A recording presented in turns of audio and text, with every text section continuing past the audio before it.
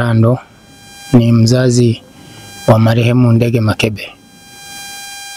Nakumbuka jana majira ya saa 3:30 nimetoka senta kwenye banda la mpira.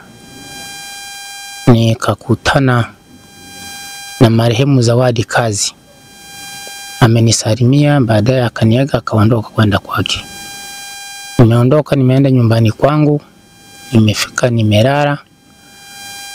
Majira ya saa 4 kasoro nimepigiwa simu kwamba una taarifa gani. Nimepigiwa simu na bwana Nyarutimba Kisika. Kamwambia sina taarifa zozote. Kaniambia nasikia kijana wako amemuua Zawadi. Nikasema mimi sijui. Baada ya kupokea ile simu nikakata, basi nikatoka nje. Nilipotoka nje nikasikia kuna yowe zinapigwa maeneo ya kwa Zawadi na watu wanalia. Basi niliongozana mke wangu hadi kwenye tukio. Kweli nikashuhudia Zawadi ameuawa na Ndege. Basi marehemu amebebwa, amepelekwa mochwari.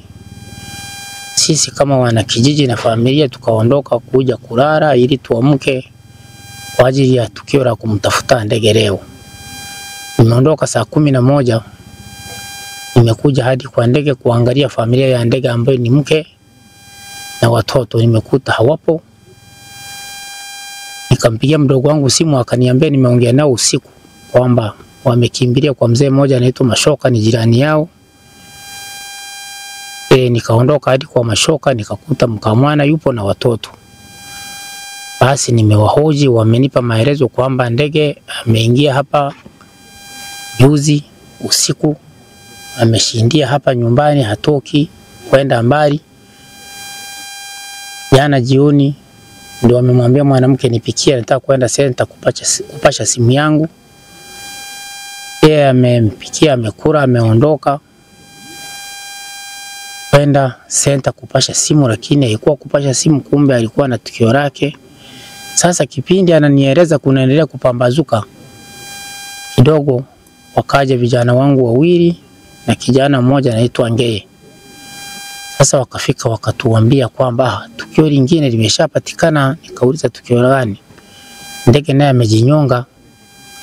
Basi tukaongozana na waliomkuta mpaka kwenye tukio. Kweli tukakuta Ndege amejinyonga, na ndio tulionayo mpaka sasa hivi. Tunasubiria kesho tuzike. Kama familia sasa, binafsi wewe ni baba, umelipokeaje na limekugusa vipi? Kwa kweli nimesikitika sana. Mpaka sasa hivi unaona sina hata nguvu hata kidogo. Maana waliokufa wote tuseme ni watoto wangu, nilikuwa nawapenda sana. Lakini tukio hili sasa kwa kweli limenichanganya. Limeniuma sana, nimeumia sana. Mara ya mwisho kuonana na kijana wako Ndege ilikuwa lini? Ndege tumeonana mara ya mwisho ilikuwa mwezi wa 3 msibani Bunda. Msiba wa dada yake na marehemu Zawadi. Ndio nimekutana na Ndege, ametokea Mungumu, mimi nimetokea kwenda msiba. Tumezika yule marehemu, baadaye jioni tumetawanyika, mimi nimerudi nyumbani, Ndege akarara Bunda, baadaye akarudi Mungumu. Nimeona na Ndege ameshafariki. Hivi hayo mahusiano yao uliyafahamu vipi kama mzazi? Mimi baada ya kuwa ameanza mahusiano wanijitambulisha kwangu, na familia ya Ndege ikawa imepokea swala hilo. Basi wakawa wanaishi, lakini baadaye walipopata mifarakano walinijulisha, nikakaa nao. Wakanieleza, lakini mambo yao walivyonieleza ikaonekana kijana wangu kidogo ana tatizo. Nikamuonya na akakubali kwamba baba, sasa hili limeisha, na tangu nikae naye sijawahi kuongea naye tena kuhusu swala lao mpaka dakika ya sasa. Hiyo mifarakano ukiwa unamaanisha ni mambo gani ya ilivyo ambayo ulielezwa wewe mzazi? Wao hawakueleza kinagaubaga kwamba nini kinachowasumbua. Ile ilionekana kwamba Ndege amekuwa na usaliti dhidi ya Zawadi. Ndio ilikuwa kero ya pale. Kwa hiyo hata mgogoro wa kutengana pengine? Wao tangu nikae nao nizungumze nao. Kijana wa kwangu akasema, sasa baba, mimi hili tatizo nimeliacha, utaishi katika mazingira salama. Tangu siku hiyo sijawahi kukaa nao.